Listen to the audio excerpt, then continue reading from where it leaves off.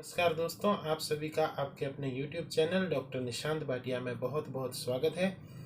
आज हम बात करेंगे एसिटिक एसिड होम्योपैथिक मेडिसिन के गाइडिंग सिम्टम्स के बारे में। तो चलिए शुरू करते हैं।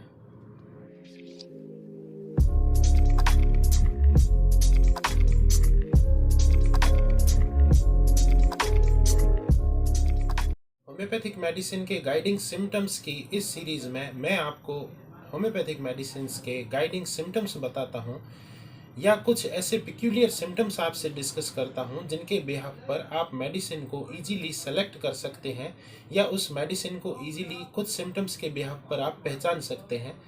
तो एसिटिक एसिड के बारे में कुछ सिम्टम्स जो हैं वो इस प्रकार है।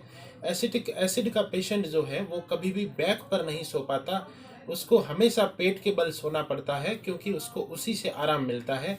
तो एसिटिक एसिड का जो पेशेंट है जब भी बैक पर सोने की कोशिश करेगा तो उसको सांस में तकलीफ होगी या उसको डिस्कम्फर्ट महसूस होगा, जिससे कि वह मजबूर हो जाएगा कि उसको पेट के बल सोना पड़े। वह हमेशा पेट के बल सोना पसंद करता है। तो अगर यह सिम्टम मिल रहा है तो एसिटिक एसिड बहुत ही अच्छी मेडिसिन है।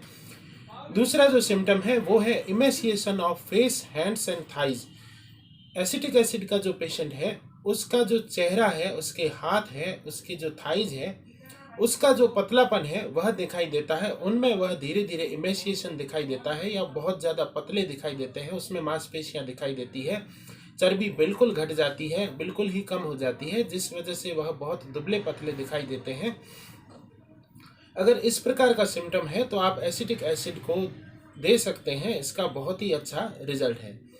तीसरा जो सिम्टम है वो है हाइपर एसिडिटी के बारे में, या एसिडिटी बहुत ज़्यादा हो, सीने में जलन हो, हार्ट बर्न की समस्या हो, तो ऐसी कंडीशन में भी एसिटिक एसिड आप दे सकते हैं। चौथा जो सिम्टम है वो है इडिमा पर, यानी कि स्वेलिंग पर, सूजन पर। अगर एसिटिक एसिड का जो पेशेंट है उसमें पाँव में स्वेलिंग ज़्यादा दिखाई देती है या फिर एनासार का हो या पूरे बॉडी में अगर स्वेलिंग महसूस हो रही हो, दिखाई दे रही हो, तो ऐसी कंडीशन में एसिटिक एसिड दे सकते हैं। अगर स्वेलिंग स्पेसिफिकली लेग्स और फीट में, यानी कि पाँव में ही दिखाई दे रही हो, तो ऐसी कंडीशन में भी आप एसिटिक एसिड दे सकते हैं, चाहे वह सूजन किसी भी कारणवश हो रखी हो। एसिटिक एसिड देने से वह 2 से 3 दिन के अंदर पूरी तरह से उतर जाती है। यह मैंने अपने क्लिनिकल एक्सपीरियंस में देखा है।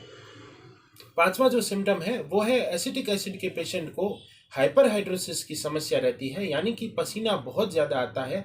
अगर बहुत ज़्यादा पसीना पूरे बॉडी में आ रहा हो तो ऐसी कंडीशन में आप एसिटिक एसिड दे सकते हैं। यह पसीने को कम करेगा, आपकी जो स्वेट ग्लैंड ओवर एक्टिव है उसको यह नॉर्मलाइज करेगा। छठा जो सिम्टम है वो है फाइब्रस ग्रोथ के बारे में या एल्ब्यूमिनस ग्रोथ के बारे में। अगर कहीं पर भी फाइब्रस ग्रोथ हो रखी हो, हार्ड स्वेलिंग हो, फाइबर डिपॉजिट हो गए हो बॉडी में, तो ऐसी कंडीशन में आप एसिटिक एसिड दीजिए। एसिटिक एसिड बहुत ही बढ़िया रोल प्ले करता है फाइबर्स को गलाने में या उनको लिक्विफाई करने में। लास्ट जो सिम्टम है वो है एपिथेलियल कैंसर पर। अगर पेशेंट को एपिथेलियल सेल का कैंसर हो और ऐसा कोई पेशेंट आपको दिख रहा हो तो ऐसी कंडीशन में आप एसिटिक एसिड को दीजिए। कुछ समय में यह एपिथेलियल कैंसर जो है धीरे धीरे नॉर्मल कंडीशन में आने लगेगा। लेकिन सेल्फ मेडिकेशन बिल्कुल ना करें। कैंसर या ऐसे किसी भी क्रोनिक केस में या ऐसे कोई सीवियर केस में आप सेल्फ मेडिकेशन ना करें तो ही अच्छा रहेगा। आप नज़दीकी किसी भी होम्योपैथिक डॉक्टर को दिखा दीजिए और उनकी एडवाइस से ही मेडिसिन लें। अगर मेरे द्वारा दी गई जानकारी आपको अच्छी लगी हो तो मेरे इस वीडियो को लाइक करिए, शेयर करिए और मेरे इस YouTube चैनल को ज़्यादा से ज़्यादा सब्सक्राइब करिए। धन्यवाद।